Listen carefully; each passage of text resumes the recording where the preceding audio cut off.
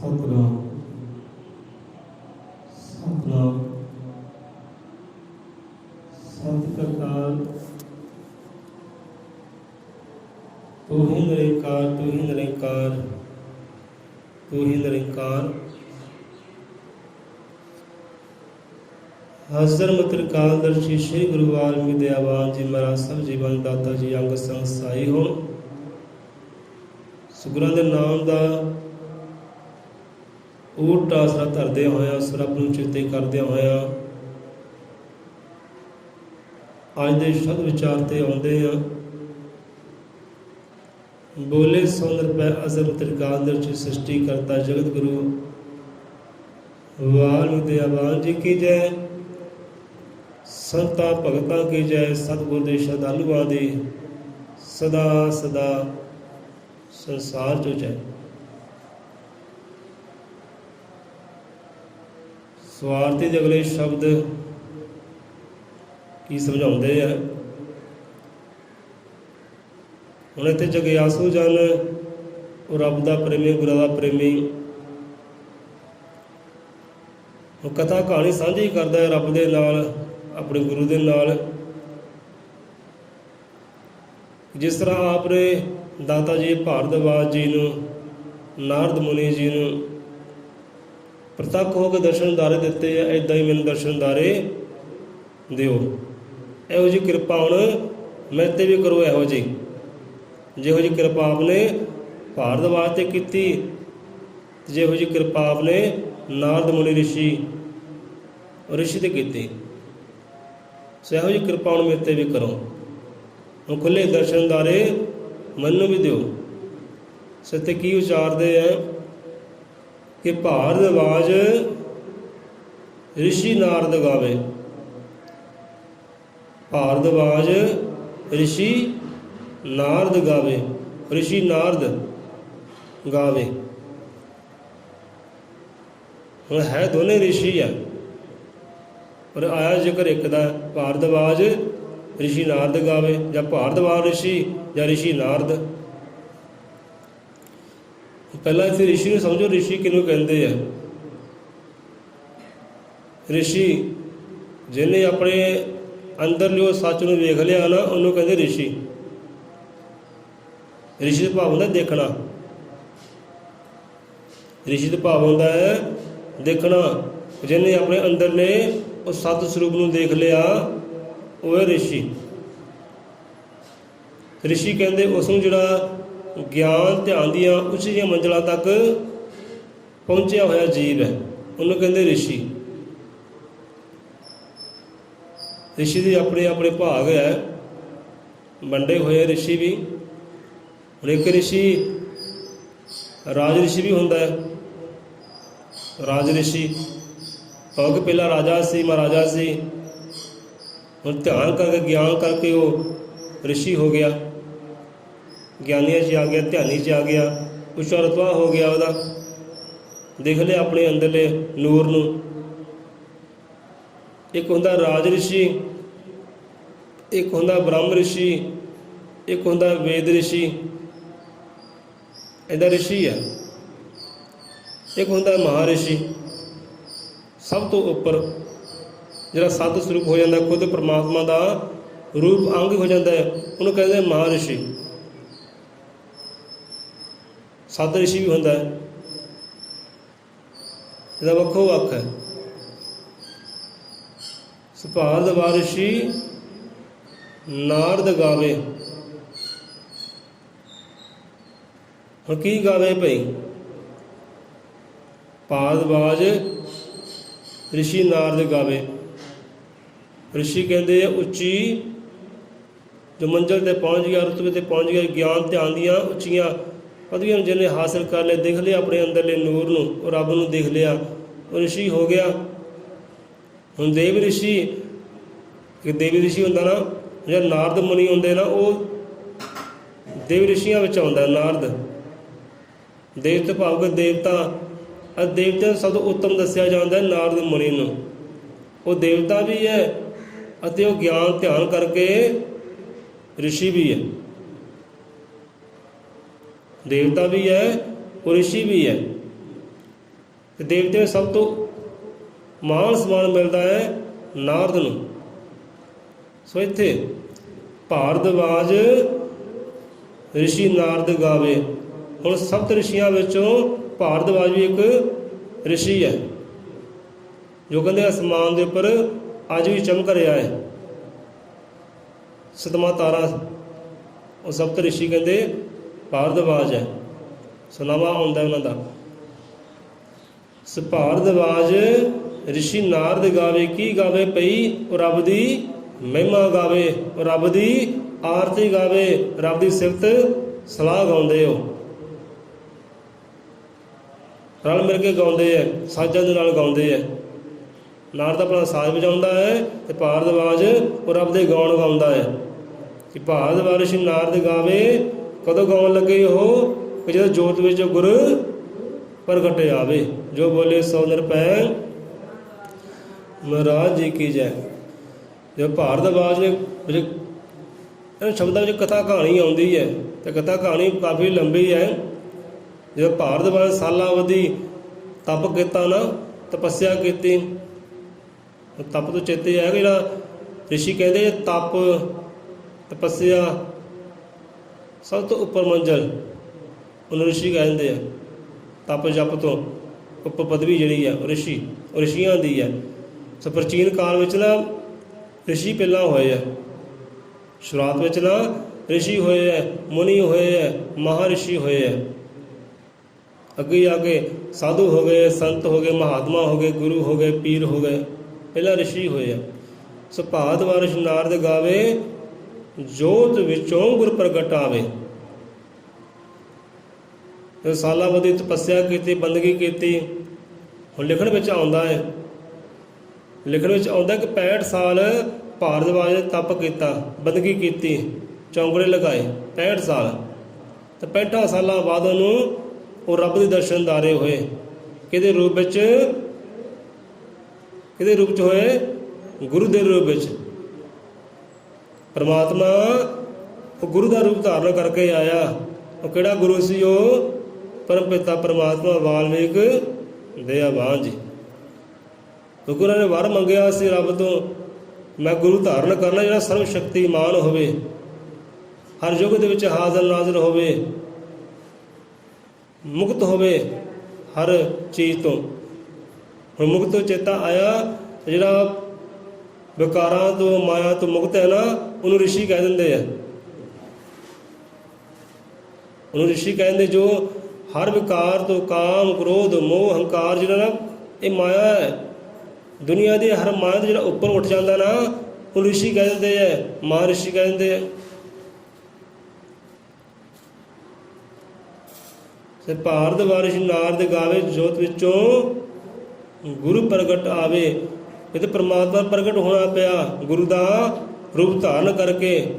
ਤੇ ਭਾਰਦਵਾਜ ਦੇ ਉਹ ਪਰਮਾਤਮਾ ਗੁਰੂ ਬਣਿਆ, ਪਰਮਾਤਮਾ ਗੁਰੂ ਬਣਿਆ ਭਾਰਦਵਾਜ ਦਾ। ਤੇ ਜੋਤ ਵਿੱਚੋਂ ਪ੍ਰਗਟ ਹੋਏ। ਇਸ ਕਰਕੇ ਪਰਮਾਤਮਾ ਵਾਲਮੀਕ ਮਹਾਰਾਜ ਨੂੰ ਜੋਤ ਸਰੂਪ ਵੀ ਕਿਹਾ ਜਾਂਦਾ ਹੈ। ਜੋਤ ਸਰੂਪ ਪਰਮ ਪਿਤਾ ਪਰਮਾਤਮਾ ਵਾਲਮੀਕ ਮਹਾਰਾਜ ਜੀ। ਭਾਰਦਵਾਜ ਰਿਸ਼ੀ ਨਾਰਦ ਗਾਵੇ। ਜੋਤ ਵਿੱਚੋਂ ਗੁਰੂ ਪ੍ਰਗਟ ਆਵੇ। ਤੇ ਅਗਮ ਗੋਚਰ ਤਿਲਕ ਲਗਾਵੇ। ਜੈ ਜੈਕਾਰ ਬੁਲਾਵਾਂ ਮੈਂ ਵਾਲਮੀਕ ਖੋਰ ਦੁਆਰਾ ਤੇਰਾ ਦਰਸ਼ਨ ਪਾਵਾਂਗਾ। ਜੇ ਪਰਮਾਤਮਾ ਜਿੱਦਾਂ ਤੂੰ ਭਾਰਦਵਾਜ ਤੇ ਕਿਰਪਾ ਕੀਤੀ ਹੈ ਨਾ, ਨਾਰਦ ਮੁਨੀ ਤੇ ਕਿਰਪਾ ਕੀਤੀ ਹੈ, ਤੇ ਮੇਰੇ ਤੇ ਵੀ ਕਿਰਪਾ ਕਰ, ਮੈਨੂੰ ਖੁੱਲੇ ਦਰਸ਼ਨਦਾਰੇ ਬਖਸ਼ਿਸ਼ ਕਰ। ਪਹਿਲਾਂ ਦਰਸ਼ਨਦਾਰੇ ਨਾਰਦ ਮੁਨੀ ਨੇ ਪਾਏ ਸੀ, ਦੇਵ ਰਿਸ਼ੀ ਨਾਰਦ ਮੁਨੀ ਨੇ ਪਾਏ ਸੀ। ਨਾਰਦ ਦੇਖੋ ਮੁਨੀਆਂ ਵਿੱਚ ਵੀ ਆਏ ਹੈ ਤੇ ਰਿਸ਼ੀਆਂ ਵਿੱਚ ਵੀ ਆਏ ਹੈ ਤੇ ਦੇਵਤਿਆਂ ਵਿੱਚ ਵੀ ਆਏ ਆ। ਉਹ ਕਿੱਡੇ ਮਹਾਨ ਹੋਣਗੇ। ਸੋ ਭਾਰਦਵਾਜ ਤੋਂ ਪਹਿਲਾਂ ਦਰਸ਼ਨਦਾਰੇ ਜੋਤ ਸਰੂਪ ਦੇ ਨਾਰਦ ਮੁਨੀ ਰਿਸ਼ੀ ਦੇਵ ਰਿਸ਼ੀ ਨਾਰਦ ਨੇ ਪਾਏ ਆ ਤੇ ਗਾਉਣ ਗਾਏ ਆ, ਜੈ ਜੈਕਾਰ ਬੁਲਾਈ ਹੈ ਕਿ ਭਾਰਦਵਾਜ ਆ ਗਏ ਤੇਰੇ ਗੁਰੂ, ਉਹ ਆ ਗਏ ਤੇਰੇ ਪਰਮਾਤਮਾ। ਨਾਰਦ ਮੁਨੀ ਦੱਸਿਆ ਜਾ ਕੇ ਇਹ ਭਾਰਦਵਾਜ ਤਾਂ ਪਛਾਣ ਨਹੀਂ ਸਕਿਆ। ਦੇਖਿਆ ਭਾਰਦਵਾਜ ਨੇ ਵੀ ਕਿ ਜੋਤ ਆਈ ਹੈ, ਕਿ ਇੱਥੇ ਆ ਕੇ ਅਲੋਪ ਹੋ ਗਈ ਹੈ। ਭਾਰਦਵਾਜ ਨੇ ਜੋਤ ਵੇਖੀ ਪਰ ਪਛਾਣ ਨਹੀਂ ਸਕਿਆ। ਫਿਰ ਨਾਰਦ ਮੁਨੀ ਨੇ ਰਿਸ਼ੀ ਨਾਰਦ ਦੱਸਿਆ ਕਿ ਭਾਈ ਉਹ ਤੇਰਾ ਗੁਰੂ ਆਇਆ ਹੈ, ਉਹ ਤੇਰਾ ਪਰਮਾਤਮਾ ਆਇਆ ਹੈ, ਚਲਾ ਹੁਣ ਪ੍ਰਗਟ ਕਰੀਏ ਇਹਨੂੰ। ਜੋਤਾਂ ਜਗਾਈਆਂ, ਆਰਤੀਆਂ ਗਾਈਆਂ, ਗਾਉਣ ਗਾਏ ਤੇ ਜੋਤ 'ਚੋਂ ਪ੍ਰਗਟ ਹੋਏ। ਦੇਹਧਾਰੀ ਗੁਰੂ ਫਿਰ ਪ੍ਰਗਟ ਹੋਏ, ਗੁਰੂ ਵਾਲਮੀਕ ਸਵਾਮੀ ਜੀ। ਸੋ ਭਾਰਦਵਾਜ ਇਸ਼ਨਾਦ ਗਾਵੇ, ਜੋਤ ਵਿੱਚੋਂ ਗੁਰ ਪ੍ਰਗਟ ਆਵੇ। ਤੇ ਜੋਤ ਵਿੱਚੋਂ ਫਿਰ ਭਾਰਦਵਾਜ ਦਾ ਗੁਰੂ ਭਗ ਗੁਰੂ ਵਾਲਮੀਕ ਸਵਾਮੀ ਪ੍ਰਗਟ ਹੋਏ। ਹੁਣ ਇੱਥੇ ਅਗਮ ਗੋਚਰ ਤਿਲਕ ਲਗਾਏ। ਹੁਣ ਇਹ ਕੀ ਕਥਾ ਕਹਾਣੀ ਹੈ? ਅਗਮ ਗੋਚਰ ਜਿੱਥੇ ਇਨਸਾਨ ਦੀ ਪਹੁੰਚਣ ਦੀ ਗਮਤਾ ਨਹੀਂ ਹੈ, ਅਗਮ ਗੋਚਰ ਜੋ ਇੰਦਰੀਆਂ ਤੋਂ ਪਰੇ ਦੀ ਗੱਲ ਹੈ। ਅਗਮ ਗੋਚਰ, ਹੁਣ ਅਗਮ ਗੋਚਰ ਕਹਿੰਦੇ ਕੌਣ ਹੋਇਆ ਹੈ? ਕਥਾ ਕਹਾਣੀ ਬੜੀ ਪਿਆਰੀ ਹੈ, ਬੜੀ ਲੰਬੀ ਹੈ। ਇੱਦਾਂ ਸਾਂਝੀ ਕਰੀਏ ਆਪਣੇ ਨਾਲ। ਭਾਰਦਵਾਜ ਇਸ਼ਨਾਦ ਗਾਵੇ, ਜੋਤ ਵਿੱਚੋਂ ਗੁਰ ਪ੍ਰਗਟ ਆਵੇ। ਜੋਤ ਵਿੱਚੋਂ ਪਰਮਾਤਮਾ ਪ੍ਰਗਟ ਹੋਇਆ ਤੇ ਭਾਰਦਵਾਜ ਨੇ ਕਹਿਣਾ ਕੀਤਾ ਕਿ ਲਓ ਮਹਾਰਾਜ, ਹੁਣ ਮੈਨੂੰ ਨਾਮ ਦਿਓ, ਮੈਨੂੰ ਸ਼ਬਦ ਦਿਓ, ਹੁਣ ਮੇਰੇ ਤੁਸੀਂ ਸਤਿਗੁਰੂ ਬਣੋ। ਮੇਰਾ ਵਰ ਸੀ, ਮੇਰਾ ਮੰਗ ਸੀ, ਮੇਰੀ ਆਸ ਸੀ, ਮੁਰਾਦ ਸੀ ਕਿ ਮੈਂ ਉਹਨੂੰ ਗੁਰੂ ਧਾਰਨ ਕਰਾਂ ਜੋ ਸਰਵ ਸ਼ਕਤੀਮਾਨ ਹੋਵੇ, ਜਨਮ ਮਰਨ ਤੋਂ ਪਰੇ ਹੋਵੇ, ਜਿਹੜਾ ਮਾਤਾ ਦੇ ਗਰਭ ਵਿੱਚ ਆਇਆ ਹੋਵੇ ਅਤੇ ਆਪ ਸਾਖਸ਼ਾਤ ਗਰਭ ਤੋਂ ਪਰੇ ਹੋ, ਜੋਨੀ ਤੋਂ ਪਰੇ ਹੋ, ਆਪ ਜੋਤ 'ਚ ਪ੍ਰਗਟ ਹੋਏ ਹੋ, ਆਪ ਮੇਰੇ ਗੁਰੂ ਹੋ। ਤੇ ਮੈਨੂੰ ਹੁਣ ਚੇਲਾ ਸਵੀਕਾਰ ਕਰੋ, ਮੈਨੂੰ ਸਿੱਖ ਸ਼ਿਸ਼ ਸਵੀਕਾਰ ਕਰੋ। ਉਸ ਵੇਲੇ ਪਰਮ ਪਿਤਾ ਪਰਮਾਤਮਾ ਵਾਲਮੀਕ ਪੁਰਾਣ ਜੋਤ ਸਰੂਪ ਕੀ ਕਹਿਣ ਲੱਗੇ ਕਿ ਨਹੀਂ, ਅਸੀਂ ਤੁਹਾਡੇ ਗੁਰੂ ਨਹੀਂ ਹੋ ਸਕਦੇ, ਕਿਉਂਕਿ ਅਸੀਂ ਕਿਸੇ ਦੇ ਗੁਰੂ ਹੈ ਨਹੀਂ, ਅਸੀਂ ਕਿਸੇ ਦੇ ਚੇਲੇ ਹੀ ਹੈ ਨਹੀਂ। ਅਸੀਂ ਤੇਰੇ ਗੁਰੂ ਹੋ ਸਕੀਏ, ਪਹਿਲਾਂ ਸਾਨੂੰ ਚੇਲਾ ਹੋਣਾ ਪੈਣਾ ਹੈ। ਪਹਿਲਾਂ ਸਾਨੂੰ ਕੀ ਹੋਣਾ ਪੈਣਾ ਹੈ? ਚੇਲਾ ਹੋਣਾ ਪੈਣਾ, ਦਾਸ ਹੋਣਾ ਪੈਣਾ ਹੈ। ਅਸੀਂ ਕਿਸੇ ਦਾਸ ਨਹੀਂ ਹੈ, ਚੇਲੇ ਨਹੀਂ ਹੈ। ਕਹਿੰਦੇ ਮਹਾਰਾਜ ਕਿਰਪਾ ਕਰੋ। ਹੁਣ ਦੇਵ ਰਿਸ਼ੀ ਨਾਰਦ ਵੀ ਤਰਲੇ ਕਰਨ ਲੱਗਾ, ਮਹਾਰਾਜ ਨੂੰ ਕਿਰਪਾ ਕਰੋ, ਇਹ ਤੁਸੀਂ ਆਪ ਕਰੋ, ਕਿੱਦਾਂ ਕਰਨੀ ਕਿੱਦਾਂ ਨਹੀਂ ਕਰਨੀ। ਆਸ ਮੁਰਾਦ ਪੂਰੀ ਕਰੋ। ਜੇ ਪ੍ਰਗਟ ਹੋਇਆ ਤਾਂ ਇਹਨੂੰ ਆਪਣਾ ਚੇਲਾ ਦਾਸ ਸਵੀਕਾਰ ਕਰੋ, ਸ਼ਿਸ਼ ਸਵੀਕਾਰ ਕਰੋ। ਭਾਰਦਵਾਜ ਨੂੰ ਇੰਨੀ ਬੰਦਗੀ ਕੀਤੀ ਹੈ, ਤਪ ਕੀਤਾ, ਆਪ ਨੇ ਬਚਨ ਕੀਤਾ, ਕੌਲ ਕਰਾਰ ਕੀਤਾ ਸੀ, ਹਾਂ ਵੀ ਆਹ ਤਰੀਕ 'ਤੇ ਆਵਾਂਗੇ ਕਿ ਤੇਰੀ ਮਨੋਕਾਮਨਾ ਪੂਰੀ ਕਰਾਂਗੇ, ਕਰੋ ਹੁਣ। ਉਸ ਵੇਲੇ ਕੀਤਾ ਕੀ ਹੈ? ਲਿਖਤ ਵਿੱਚ ਆਉਂਦਾ ਹੈ, ਕਹਾਣੀ 'ਚ ਆਉਂਦਾ ਹੈ ਕਿ ਪਰਮ ਪਿਤਾ ਪਰਮਾਤਮਾ ਵਾਲਮੀਕ ਮਹਾਰਾਜ ਜੀ ਨੇ, ਜੋ ਸਰੂਪ ਦਾਤਾ ਜੀ ਨੇ ਆਪਣੇ ਨੂਰ ਵਿੱਚੋਂ, ਆਪਣੇ ਮਸਤਕ ਵਿੱਚੋਂ ਆਪਣਾ ਗੁਰੂ ਪ੍ਰਗਟ ਕੀਤਾ। ਉਹ ਗੁਰੂ ਕਹਿੰਦੇ ਕਿਹੜਾ ਸੀ? ਅਗਮ ਗੋਚਰ। ਲੈ ਤੈਨੂੰ ਨਾਮਦਾਨ ਦਿੰਦੇ ਹਾਂ, ਤੈਨੂੰ ਸ਼ਬਦ ਦਿੰਦੇ ਹਾਂ, ਪਰ ਉਸ ਤੋਂ ਪਹਿਲਾਂ ਅਸੀਂ ਦਾਸ ਬਣ ਜਾਈਏ, ਅਸੀਂ ਵੀ ਚੇਲੇ ਬਣ ਜਾਈਏ ਕਿਸੇ ਦੇ, ਤੇ ਫਿਰ ਹੀ ਨਾਮਦਾਨ ਦੇ ਸਕਦੇ ਆ ਨਾ। ਜਿੱਦਾਂ ਕਹਿੰਦੇ ਨਾ ਗੁਰੂ ਗੋਬਿੰਦ ਸਿੰਘ ਮਹਾਰਾਜ ਜੀ ਆਪੇ ਗੁਰੂ ਤੇ ਆਪੇ ਚੇਲਾ। ਇਹ ਕਥਾ ਕਹਾਣੀ ਇੱਥੋਂ ਚੱਲ ਤੁਰੀ ਹੈ। ਕਥਾ ਕਹਾਣੀ ਇੱਥੋਂ ਤੁਰੀ ਹੈ। ਆਪੇ ਗੁਰੂ ਆਪੇ ਚੇਲਾ ਇੱਦਾਂ ਹੋਏ ਹੈ। ਗੁਰੂ ਗੋਬਿੰਦ ਸਿੰਘ ਮਹਾਰਾਜ ਉਹਨਾਂ 5 ਪਿਆਰਿਆਂ ਤੋਂ ਨਾਮ ਸ਼ਬਦ ਦੀ ਦਾਤ ਲਈ ਹੈ। ਹੁਣ ਪਹਿਲਾਂ ਉਹਨਾਂ 5 ਪਿਆਰਿਆਂ ਨੂੰ ਅੰਮ੍ਰਿਤ ਪਾਨ ਕਰਾਇਆ ਹੈ, ਫਿਰ ਉਹਨਾਂ ਤੋਂ ਅੰਮ੍ਰਿਤ ਪਾਨ ਕੀਤਾ ਹੈ। ਇੱਦਾਂ ਉਹ ਕਥਾ ਕਹਾਣੀ ਹੋਈ। ਪਰ ਇੱਥੇ ਦੇਖੋ, ਹੁਣ 5 ਪਿਆਰ ਦਾ ਪਹਿਲਾ ਪ੍ਰਗਟ ਸੀ ਨਾ, ਆਪਣੇ ਵਿੱਚੋਂ ਪ੍ਰਗਟ ਨਹੀਂ ਕੀਤੇ। ਹੁਣ ਇੱਥੇ ਅਗਮ ਗੋਚਰ ਆਪਣੇ ਨੂਰ 'ਚੋਂ, ਆਪਣੀ ਜੋਤ 'ਚੋਂ, ਆਪਣੇ ਮਸਤਕ ਵਿੱਚੋਂ ਪ੍ਰਗਟ ਕੀਤਾ ਹੈ। ਆਪਣੇ ਅੰਦਰ ਪ੍ਰਗਟ ਕੀਤਾ, ਬਾਹਰੋਂ ਪ੍ਰਗਟ ਨਹੀਂ ਕੀਤਾ। ਤੇ ਅਗਮ ਗੋਚਰ ਤੋਂ ਫਿਰ ਨਾਮ ਦੀ ਦਾਤ ਲਈ, ਸ਼ਬਦ ਦੀ ਦਾਤ ਲਈ ਹੈ। ਅਗਮ ਗੋਚਰ ਨੇ ਫਿਰ ਤਿਲਕ ਲਗਾਇਆ ਹੈ, ਆਪਣਾ ਸ਼ਿਸ਼ ਸਵੀਕਾਰ ਕੀਤਾ, ਦਾਸ ਸਵੀਕਾਰ ਕੀਤਾ ਪਰਮਾਤਮਾ ਨੂੰ। ਇਸ ਕਰਕੇ ਕਹਿੰਦੇ ਨੇ ਗੁਰੂ ਦੀ ਪਦਵੀ ਸਭ ਤੋਂ ਉੱਚੀ ਹੈ। ਕਹਿੰਦੇ ਨੇ ਵਾਹਿਗੁਰੂ ਵਾਹਿਗੁਰੂ, ਕਿ ਪਰਮਾਤਮਾ ਜਿਹੜਾ ਨਾ ਜੇ ਧਰਤੀ 'ਤੇ ਆਇਆ, ਮਾਤ ਲੋਕ 'ਤੇ ਆਇਆ ਨਾ, ਉਹ ਗੁਰੂ ਦਾ ਰੂਪ ਧਾਰਨ ਕਰਕੇ ਆਇਆ। ਇਸ ਕਰਕੇ ਗੁਰੂ ਦੀ ਪਦਵੀ ਸਭ ਤੋਂ ਉੱਚੀ ਹੈ। ਤੇ ਗੁਰੂ ਹੀ ਉਹ ਪਰਮਾਤਮਾ ਹੈ, ਗੁਰੂ ਹੀ ਪਰਮਾਤਮਾ ਦਾ ਰੂਪ ਹੈ, ਉਹਦਾ ਸਰੂਪ ਹੈ। ਇਸ ਕਰਕੇ ਕਹਿੰਦਾ ਭਾਈ ਨਾਮਧਾਰੀ ਹੋਵੋ, ਗੁਰੂ ਵਾਲੇ ਹੋਵੋ, ਰੱਬ ਵਾਲੇ ਹੋਵੋ। ਇੱਦਾਂ ਫਿਰ ਕਥਾ ਕਹਾਣੀ ਚੱਲੀ। ਪਰਮ ਪਿਤਾ ਪਰਮਾਤਮਾ ਜੀ ਨੇ ਆਪਣੇ ਨੂਰ ਤੋਂ ਆਪਣੇ ਗੁਰੂ ਨੂੰ ਪ੍ਰਗਟ ਕੀਤਾ, ਫਿਰ ਆਪਣੇ ਅੰਦਰ ਹੀ ਸਮਾਉਣਾ ਕਰ ਲਿਆ। ਅਗਮ ਗੋਚਰ ਪ੍ਰਗਟ ਹੋਏ, ਤਿਲਕ ਲਗਾਇਆ, ਨਾਮ ਦਿੱਤਾ, ਚੇਲਾ ਸਤਿਕਾਰ ਕੀਤਾ। ਉੱਥੇ ਫਿਰ ਗੁਰੂ ਚੇਲੇ ਦੀ ਰੀਤ ਤੁਰੀ। ਆਪੇ ਗੁਰੂ ਆਪੇ ਚੇਲੇ ਦੀ ਉੱਥੋਂ ਰੀਤ ਤੁਰੀ। ਜਦੋਂ ਫਿਰ ਆਪ ਨਾਮਧਾਰੀ ਹੋ ਗਿਆ ਪਰਮਾਤਮਾ, ਆਪ ਗੁਰੂ ਵਾਲਾ ਹੋ ਗਿਆ ਪਰਮਾਤਮਾ, ਫਿਰ ਅੱਗੇ ਜਾ ਕੇ ਭਾਰਦਵਾਜ ਜੀ ਨੂੰ ਨਾਮ ਸ਼ਬਦ ਦੀ ਦਾਤ ਦਿੱਤੀ ਤੇ ਖੁੱਲ੍ਹੇ ਦਰਸ਼ਨ ਦਾਰੇ ਦਿੱਤੇ। ਆਪਣੇ ਕਰ ਲਿਆ ਸਦਾ ਵਾਸਤੇ, ਸਦਾ ਵਾਸਤੇ ਆਪਣਾ ਕਰ ਲਿਆ। ਭਾਰਦਵਾਜ ਸ਼੍ਰੀ ਨਾਰਦ ਗਾਵੇ, ਜੋਤ ਵਿੱਚੋਂ ਗੁਰੂ ਪ੍ਰਗਟ ਆਵੇ, ਤੇ ਅਗਮ ਗੋਚਰ ਤਿਲਕ ਲਗਾਵੇ, ਜੈ ਜੈਕਾਰ ਬੁਲਾਵਾ ਮੈਂ। ਜੈ ਜੈਕਾਰ ਫਿਰ ਹੋਈ ਉੱਥੇ ਗੁਰੂ ਮਹਾਰਾਜ ਦੀ, ਪਰਮਾਤਮਾ ਦੀ। ਇੱਦਾਂ ਫਿਰ ਆਸ ਮੁਰਾਦ ਭਾਰਦਵਾਜ ਸੰਪੂਰਨ ਹੋਈ। ਜੋ ਵਰ ਮੰਗਿਆ ਸੀ ਪੂਰਨ ਹੋਇਆ ਕਿ ਮੇਰਾ ਗੁਰੂ ਉਹ ਹੋਵੇ ਜੋ ਜਨਮ ਮਰਨ ਤੋਂ ਮੁਕਤ ਹੋਵੇ, ਜੋ ਸਰਬ ਸ਼ਕਤੀਮਾਨ ਹੋਵੇ, ਜੋ ਹਰ ਯੁੱਗ ਦੇ ਵਿੱਚ ਹਾਜ਼ਰ ਨਾਜ਼ਰ ਰਹਿਣ ਵਾਲਾ ਹੋਵੇ, ਜੋ ਜੂਨੀ ਵਿੱਚ ਨਾ ਆਵੇ, ਮਾਂ ਦੇ ਗਰਭ ਵਿੱਚ ਨਾ ਆਵੇ। ਤੇ ਪਰਮਾਤਮਾ ਵਾਲਮੀਕ ਮਹਾਰਾਜ ਜੋਨੀ ਵਿੱਚ ਨਹੀਂ ਆਏ, ਗਰਭ ਵਿੱਚ ਨਹੀਂ ਆਏ। ਉਹ ਜੋ ਸਰੂਪ ਹੈ ਉਹ ਖੁਦ ਪਰਮਾਤਮਾ ਹੈ, ਖੁਦ ਰੱਬ ਹੈ। ਤੇ 4 ਯੁੱਗਾਂ ਦੇ ਉਹ ਇਕੱਲੇ ਅਵਤਾਰੀ ਹੈ। ਉਹੀ ਰੰਗ, ਉਹੀ ਰੂਪ, ਉਹੀ ਨਾਵਾਂ ਤੇ ਉਹੀ ਜਾਮਾ। 4 ਯੁੱਗਾਂ ਦੇ ਹਾਜ਼ਰ ਨਾਜ਼ਰ ਰਹਿਣ ਵਾਲੇ ਉਹ ਇੱਕੋ ਰੱਬ ਹੈ, ਉਹੀ ਇੱਕ ਬ੍ਰਹਮ।